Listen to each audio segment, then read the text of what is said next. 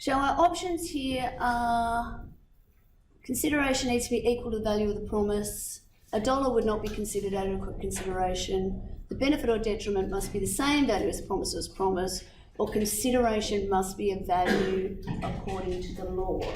And any of those four, well, the best or the least worst of them to match against consideration must be sufficient but not necessarily adequate as a definition. Let's have a look. Okay, so most of you, doesn't have a tick against it today. Now they're all my failings instead of the room failings. What's going on here? So consideration doesn't need to be equal to the value of the promise. It doesn't need to be have equal value. It just needs to be given in exchange. So one of the things that you might have looked at is one of David Goodwin's little videos at the beginning of consideration, and he tells the story about the peppercorn rent. So, and again, they make a bit of a performance out of that and all the rest of it, but at the end of the day, that's what the law says. It doesn't have to have a corresponding value, it just needs to have value in the eyes of the law. And a peppercorn, $1, could be the right consideration. In fact, in that article I was just mentioning a minute ago, Wright's article, he talks about how the value of nominal consideration, the fact that you're putting in a nominal amount. Does anybody know what nominal means in this sense? It's just a number. It's just a nominated number. It's just something to demonstrate that people have turned their minds to whether it's this consideration or not. He says, well, why should a person who's got good legal advice and known to put $1 or a peppercorn in, why should they be protected where somebody who's gone into an agreement in good faith and didn't know they had to do that, why should they not get the benefit? So, benefit or detriment must be the same value. Now, we do need a benefit or a detriment. We do need those to match, but equivalency is not relevant. Okay, let's have a look at the next one. Let's see what's here. So I'm not doing them as a proper quiz today. I think actually I did clear last time, so I looked at things. Told you. So there are some stuff in there already. Relationship with the stop wall, why it doesn't have to have value, bargain element, benefit detriment, why it's called that, past consideration of practical benefit shenanigans. You just want to answer a question that has the word shenanigan in it. So it looked like there are about 8 of them to start off with, so I'm going to look here. So let's start with the ones that are at the top. So how it's linked with intention, or at least 2. So as I understand it, the oldest cases look to this idea of consideration as being part of the way that we demonstrate an intention to be legally bound. That by doing something, or promising to do something in exchange as opposed to in reliance, but in exchange for a promise, demonstrates that there was an intention that the promise was enforceable by the promisee and in mutual recognition. So when we think about what it takes to create a contract, we have these elements. We have, you can do the mantra with me, I'm sure. We have agreement. That's made up of offer and acceptance. An offer needs to contain all of the DNA of the deal. It needs to demonstrate that by simply accepting it, the parties will reach an enforceable agreement. Which means the offer itself has to effectively stipulate what the consideration is. Or it needs to be put into a document that's in the form of a deed. It needs to demonstrate intention by including the consideration, by including or being documented as a deed. It needs to demonstrate in itself that all of the key terms have been considered, that the parties have reached agreement. Now, we keep talking about the promise and the promisor. Promisee, promisor, as if there's one promise and another promise.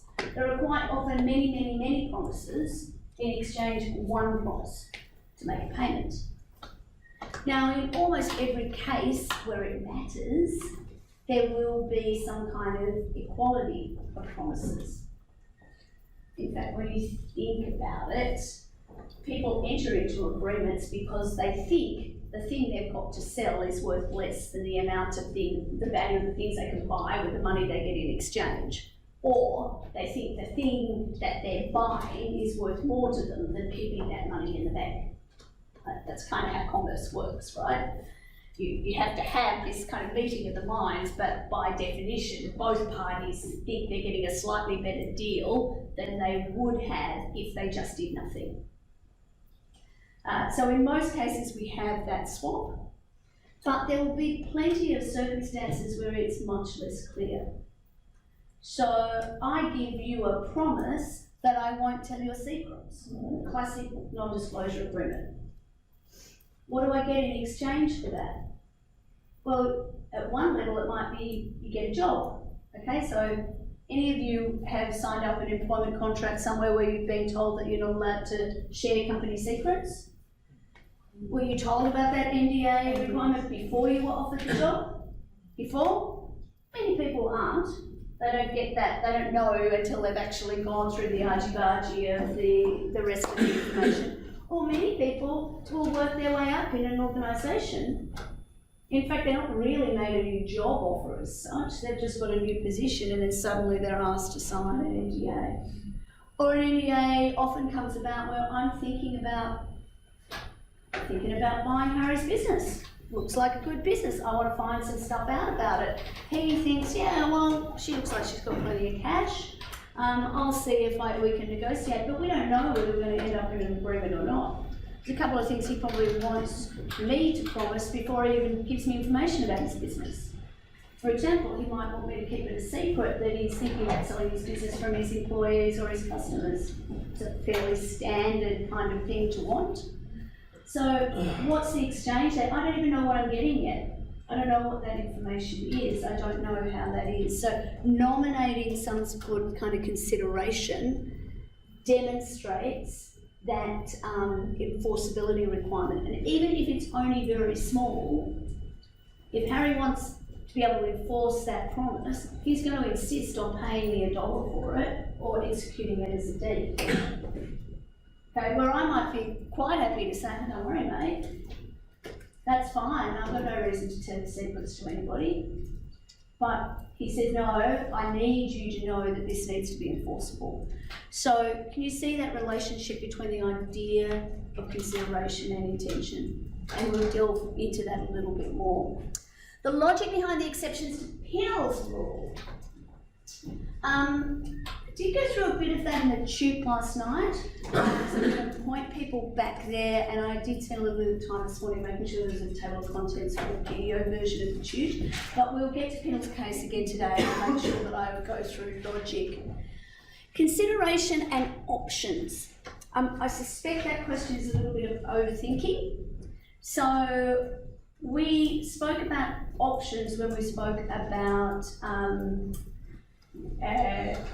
offers and whether a person could be bound to keep a promise to hold an option open for a period of time. So if I want to sell you something, doesn't matter what it is, I'm going to sell you a lease over this room. This is a fabulous room. It's going to be available all of the time for our classes for the rest of the semester. Would you like to consider renting this room from me while I go to the pub and you can teach the class? And I'll hold the offer open for you until the end of the class. Now that holding the offer open, I can do that anyway. There's nothing to stop me holding it open. But if I decide to withdraw it early, you can only sue me if I've made an enforceable promise to hold the offer open. And the easiest way to demonstrate that that separate contract is enforceable is if all of the elements of contract are there. So did I offer to hold the offer open? Yes, I did. Did you accept my offer? Yes, you did. Was there an exchange of consideration? I have already made a promise to hold the offer open. You need to pay me something for that promise in order for there to be consideration. We also need intention and certainty. Now, intention gets caught up in the consideration there. This is not just a promise I'm holding open. I'm going to ask you for $1 for it. We're going to document it in a deed to demonstrate the intention. And then certainty. The certainty requirement needs to be there, which we'll go to that in week 7 in a lot more detail, but we need to be clear what the offer is, how long it's going to be open for, who can accept it. So we've got the guts of the certainty piece. So when we talk about offer, because that case comes up fairly early, we just point to consideration, and that can be a little bit of overthinking. Why is consideration so important with options? It's actually no more or no less important than any of the other elements. It's just a particular type of contract. Okay, let's see what else is in here. I think we need to do a few little problems. Oh, they are so tiny, but you can see them on your screen. I don't know why it's so tiny. So, Harry sees an ad that Hermione puts in a local newspaper advertising her Quidditch equipment for sale for $2,000. He inspects it and he tells Hermione that he's very interested in the gear, but he doesn't have the cash at the moment. He'll have it within 7 days. Hermione tells Harry she will not sell to anyone else for 7 days as long as he gives her $100 right now. Harry pays her the $100. A few days later, she decides she doesn't want to sell her Quidditch gear at all. I gave you a promise. God, even I can't see those down there. Can you see them on the screen? On your screens? No. I have no idea why it's doing that. Can somebody see it on a telephone? And I'll like to pull it up myself and I'm not going to see it. Hermione has to pick you up over. Yeah, on the phone, you're fine. Yep. Have a look. I can see at least 5 of you are seeing them, so just have a look.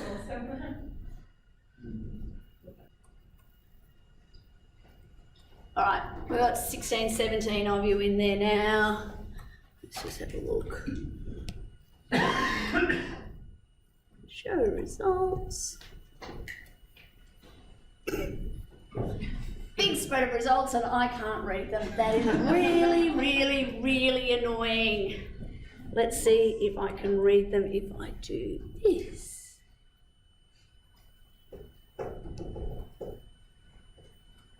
It's counterintuitive, but it just might work. Okay, actually, let's just a little editing on the fly. And it would be the day I don't bring my mouse. We go there, we go. Visual settings. Change the font will be in there. So, Up, 2, 1 down. Yeah. Down. Down. Oh, there it is. Yay. Thank you. All right. Hermione has to keep the offer open for 7 days. Hermione is entitled to give the equipment, keep the equipment and give Harry back his $100. Or Hermione is obliged to sell the equipment to Harry provided he pays within 7 days. So half of you have got the nice safe answer.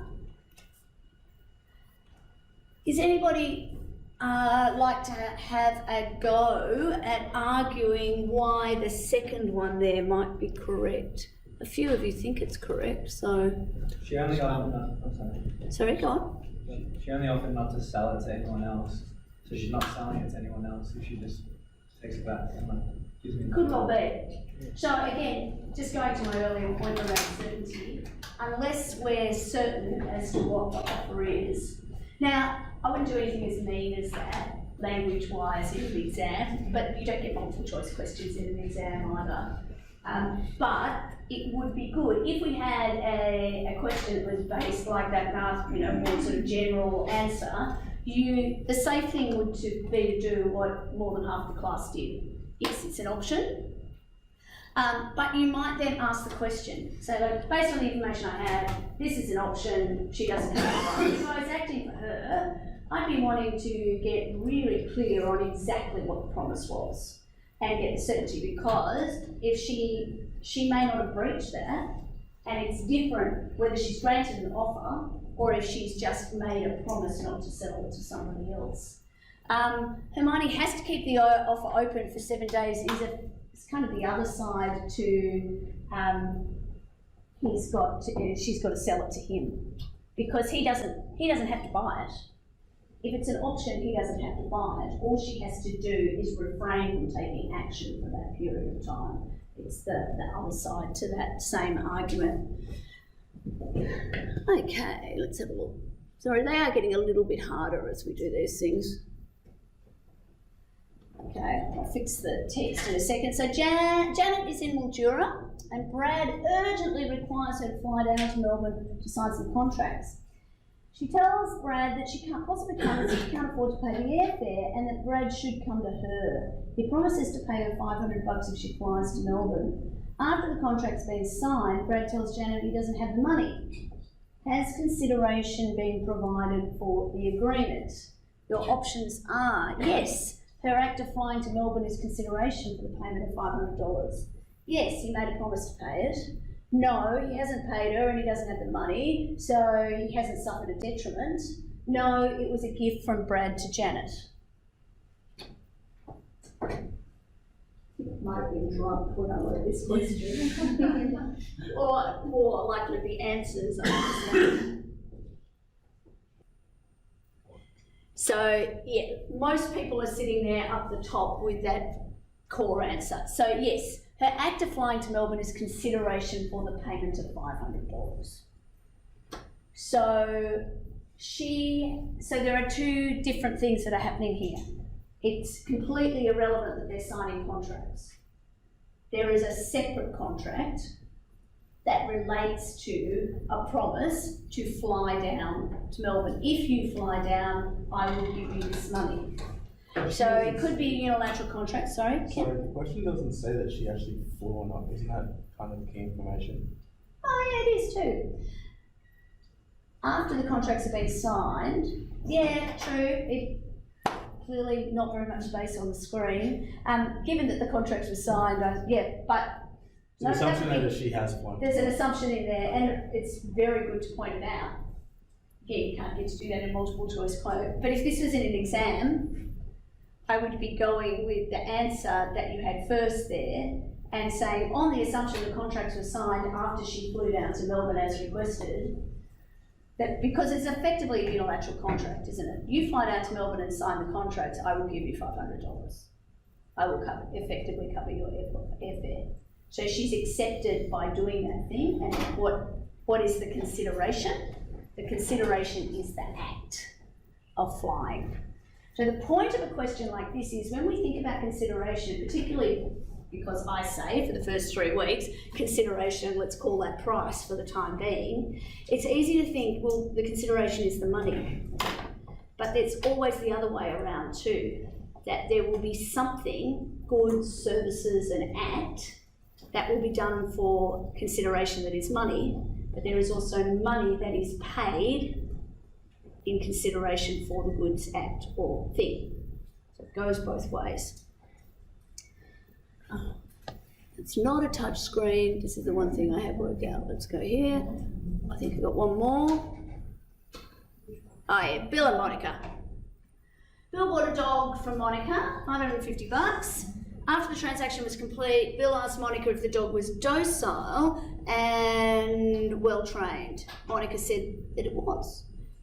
Sorry, it's very helpful when that scratchy stuff is over the top, isn't it? Turned out the dog had to be muzzled as it bit people and was not trained at all. Can Bill get his money back? Options include, looks like I haven't cleared here either. Options include that Monica has spent the money, so no, the promise Monica made about the dog's temperament was not enforceable as Bill hadn't provided any consideration. missing words there are probably for that promise. Yes, Bill provided good consideration when he paid the purchase price for the dog. Yes, Monica made a promise which was incorrect, so Bill is entitled to have his money refunded. Okay, most of you are in there now.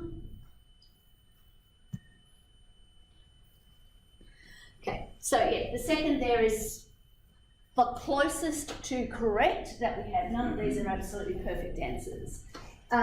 So what this issue arises here, why the issue arises here, is because the promise was made after the agreement was made. So you can't add new terms after you've made an agreement.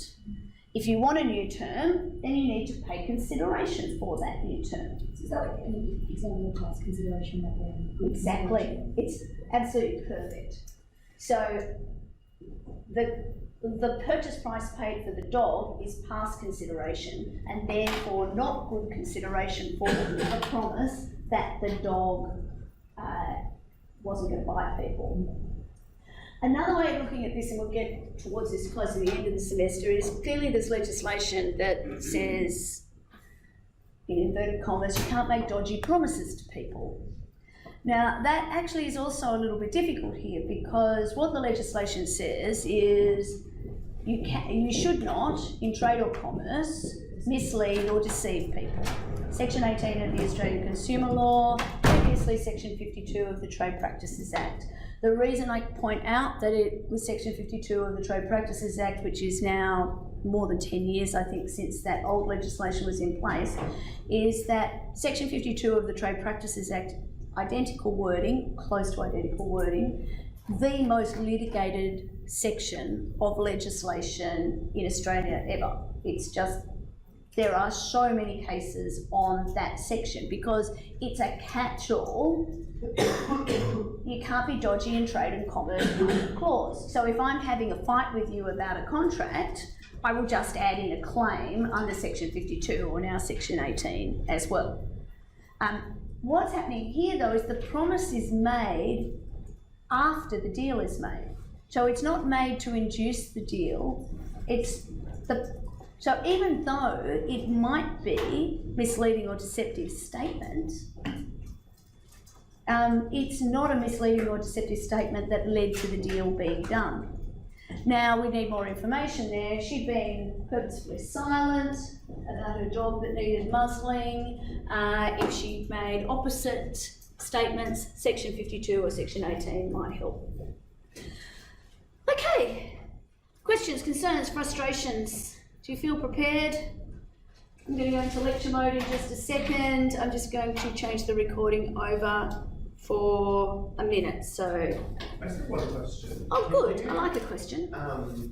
Just explain the difference between past consideration not being good consideration and not confusing that with executory consideration without using the dog analogy. Without using the dog. Sorry. That's all right. Is there any particular pop culture reference you'd like to work with? I've gone over the dog one several times and I'm like, okay, that makes sense. And then I come back to like, no, that doesn't make sense. Doesn't. That's good. No, I think it's good. We need to explain things in different ways. So past consideration isn't good consideration.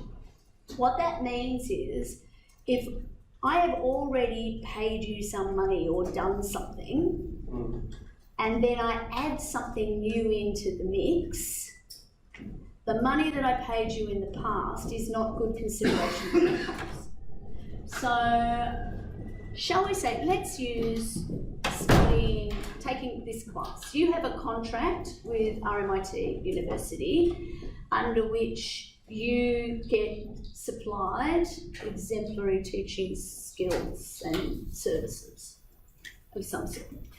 And there is some certainty about what those services are. So you get a 2-hour lecture once a week, the opportunity to drop into a tute, you get recordings of all of those things, you get told what the readings are, and the content matches what the Legal Practice Board says is appropriate contract law, contract content so that when you finish that and 15 other subjects, 10 other subjects, plus some electives, you get to be admitted as a lawyer. You pay, so that's the consideration that the university gives you. You pay some money to the university for that. Or the government does on your behalf. It's kind of a complex way, but just work on the basis you pay the university. For the purpose of this analogy, I am an agent of the university. It's a more complex contract than just you pay money and that's what you get. Because part of it is you will also, if you do the work and you pass the exam and you get good enough marks on the assignments, you will get a credit for this subject towards your degree. If halfway through the semester I came in and said, okay, we're going to change that, we're going to now add in, if you get to the end of this, you'll get a credit for property as well. Sounds pretty good, right? Everybody's happy with that. The end of the semester comes along and you say, where's my credit for property? And I say, well, there's no consideration for that. Well, what do you mean? I paid, how much do you pay for this? Like 20 grand or something a subject? It's clearly an outrageous amount because you complain about it enough. So you paid your 20 grand for your subject and, well, but that's past consideration. But I did the work. But that was also, you promised to do the work at the beginning of the semester. I've just added in this new benefit that I said I would give you, but you paid no consideration for that. Now, if my promise had been something along the lines of, you need to do this additional work, or you need to pay this additional $1, or we're going to sign it into a deed, and I'm going to add in this new, more likely, micro-credential, and you can put it on your LinkedIn page that you successfully completed Contract 101, probably I could be held to that. But it's past consideration is not good consideration. So how is that different from, I'm sorry, what was the word you used? How is that different from executory consideration? So, at the beginning of the semester, you've made me a promise, or the university a promise, that you will pay some money and that you will do some work. And the university has promised that it will provide content to you in a particular way. At the beginning of the semester, the promises are executory. So the consideration is actually the exchange of promises, but the promises themselves are yet to be performed. So they need to be performed within a period of time, and so they're executory promises at that stage. So they're actually not really related concepts, although you could, I can see how you could get muddled there in the sense that I have a service agreement with you, I pay you X number of dollars every month for you to clean my office, and then I add in over time, clean the garage as well, clean my car, add in all of these extra services, and you feel like, well, actually, you're paying me this monthly rate, but you keep changing the nature of the contract. And often that's quite tricky for service providers, because service providers want to keep their customers, so they do a little bit more, a little bit more, a little bit more, and then they're saying, you know, you're only paying me half as much as I should be paid. If I'd signed up to this at the beginning, I would have charged you more money. That's a classic example of past consideration eating away. And remember, people are people. They don't actually go and check the law before they do anything. I had a contract come across my desk this morning for a supply of all things, probiotic drinks into Malaysia. The fascinating things that come across my desk. And the terms that the parties had reached over email were effectively, we'll put in an order, we will pay you FOB, free on board, it's an Incoterm if you need to look it up. Basically, what that means is we pay you, you deliver to our agent, cold and in the fridge, we then put it, air freight it off to Malaysia, because to the short shelf life and you have to think about things like keeping it cold. We take all of the risk from the minute you deliver it, you take all of the risk up to that point and we pay you in advance. It sounds plain enough. Then you get the contract. The contract itself says that they're going to take a security interest over the product. It's like, well, why? You've paid for it already. It's like they're going to put it on the register. They're going to do all of these things. The contract actually matching what it is that they do. So I ring the people and have a chat with them and say, oh, well, we give that contract to everybody. Yeah, but do you do that with anybody? No, we've never done that. So they've just got a document that doesn't reflect what they do. And so, and because these are commercial people, I don't know how commercial they really are, but they're buying and selling macrobiotic or probiotic drinks all over the world, they feel secure when they've got a piece of paper. It's not necessarily matching what they do. So they're into discernment. Is that helpful? Oh, Ken. I have a quick question. Why do you qualify consideration as saying it's good consideration as opposed to just saying it's not consideration at all? Why do we use the qualifier good consideration or legally sufficient consideration rather than just saying it's either consideration or it's not consideration?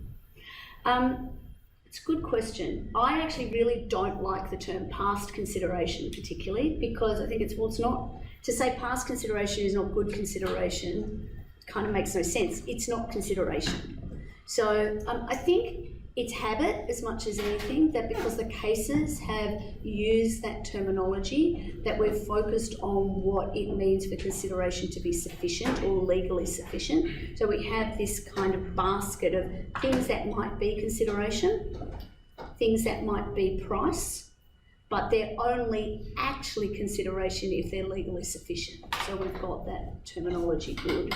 Yeah, okay. But yeah, it's not a very helpful statement, to put it that way.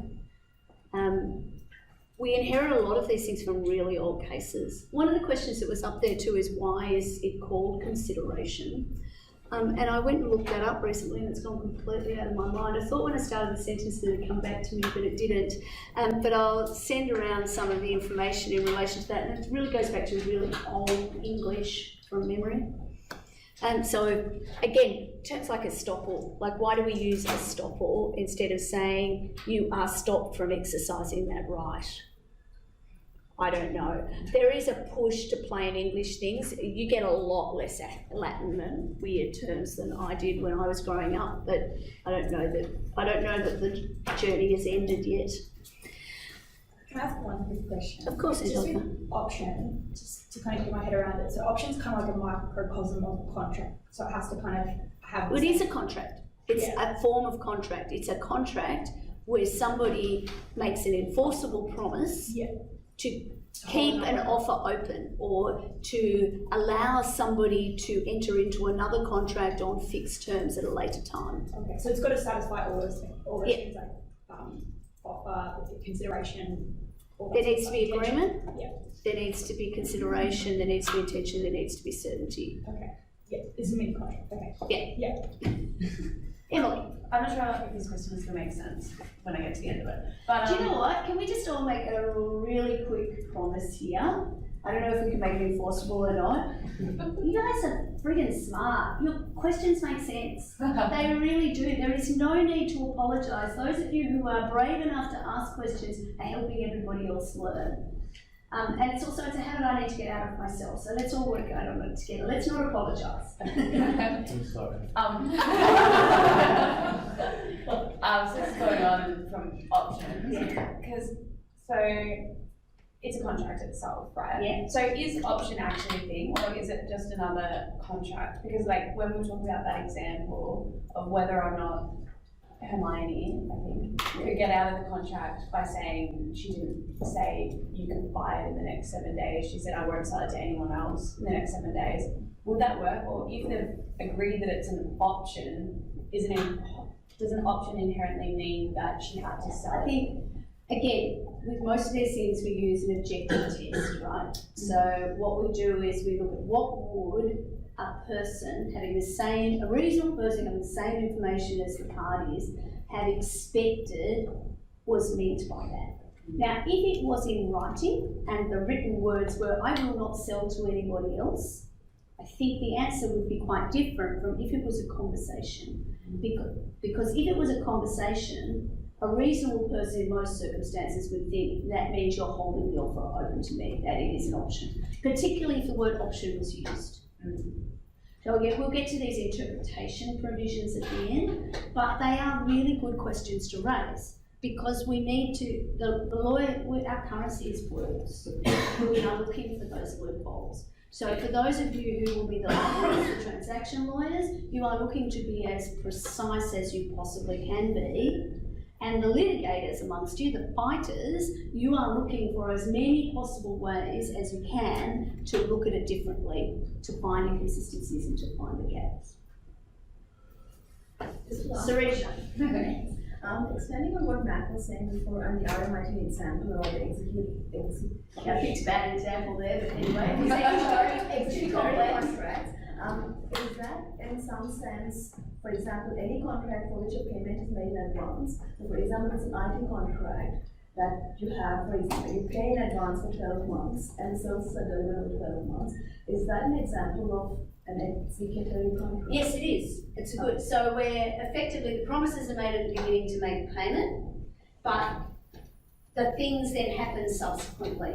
Right. And often services, so you might enter into a license or an agreement that goes from month to month, year to year, week to week. It will have terms in it that say you committed for the full year, like it or not, you have to make a payment every month. Or it might say you can terminate it at any time in a month's notice. Again, depends on what the terms are. That's an easy to remember. Okay, I'm just going to flip over to the slide pack.